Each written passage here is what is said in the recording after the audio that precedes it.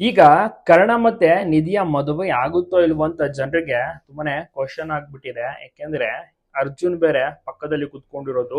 ಅರ್ಜುನ್ ಮತ್ತೆ ನಿಧಿ ಮದುವೆ ನಡೆಯುತ್ತಾ, ತಾಳಿ ಕಟ್ಬಿಡ್ತಾನ ಅರ್ಜುನ್, ಆಮೇಲೆ ಸತ್ಯ ಗೊತ್ತಾಗುತ್ತಾ ಹೀಗೆಂದು ಪ್ರಶ್ನೆ ಕೂಡ ಜನರಲ್ಲಿ ಮೂಡ್ತಾ ಇದೆ. ಅಸಲಿಗೆ ತಾಳಿ ಕಟ್ಟೋಕ್ಕೂ ಮುಂಚೆನೆ ಎಲ್ಲ ಸತ್ಯ ಗೊತ್ತಾಗೋದು ಗ್ಯಾರಂಟಿ. ಕರ್ಣ ಮತ್ತೆ ನಿಧಿ ಒಂದಾಗೋದು ಗ್ಯಾರಂಟಿ. ಅದಕ್ಕೆ ಸ್ವಲ್ಪ ಕಾಲಾವಕಾಶಗಳು ಬೇಕು ಅಷ್ಟೇನೆ. ಖಂಡಿತವಾಗಿಯೂ ಕೂಡ ಈ ಒಂದು ಜೋಡಿಯನ್ನ ಜನರು ನೋಡಿ ಎಂಜಾಯ್ ಮಾಡ್ತಾರೆ ಅತಿ ಬೇಗನೆ. ಇದನ್ನೆಲ್ಲವನ್ನು ಕೂಡ ಜನರು ಕೂಡ ನೋಡ್ಬೋದು, ಖುಷಿ ಪಡ್ಬೋದು. ಹೌದು, ಈಗ ಮಹಾ ತಿರುವು ಕೂಡ ಬರ್ತಾ ಇದೆ.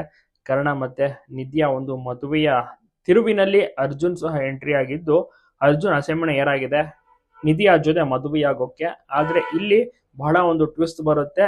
ಟಿವಿಲಿ ನಿತ್ಯ ನೋಡಿದಂತ ಟೈಮ್ ಅಲ್ಲಿ ಎಲ್ಲ ಸತ್ಯವನ್ನ ಬಂದು ಮನೆಯವರ ಮುಂದೆ ಹೇಳುವಂತದ್ದು. ಆಗ ಮನೆಯವ್ರಿಗೂ ಕೂಡ ಸತ್ಯ ಗೊತ್ತಾಗಿ ಫುಲ್ ಶಾಕ್ ಒಳಗಾಗಿ ಕರ್ಣ ಮತ್ತೆ ನಿಧಿ ಲವ್ ಮಾಡ್ತಿದ್ದಾರೆ ಅಂತ ಕೂಡ ಗೊತ್ತಾಗುತ್ತೆ. ಆಗ ಅರ್ಜುನ್ನೇ ಮುಂದೆ ನಿಂತು ಅವರ ಮದುವೆನ ಸಹ ಮಾಡಿಸುವಂತ ಒಂದು ಕ್ಷಣ.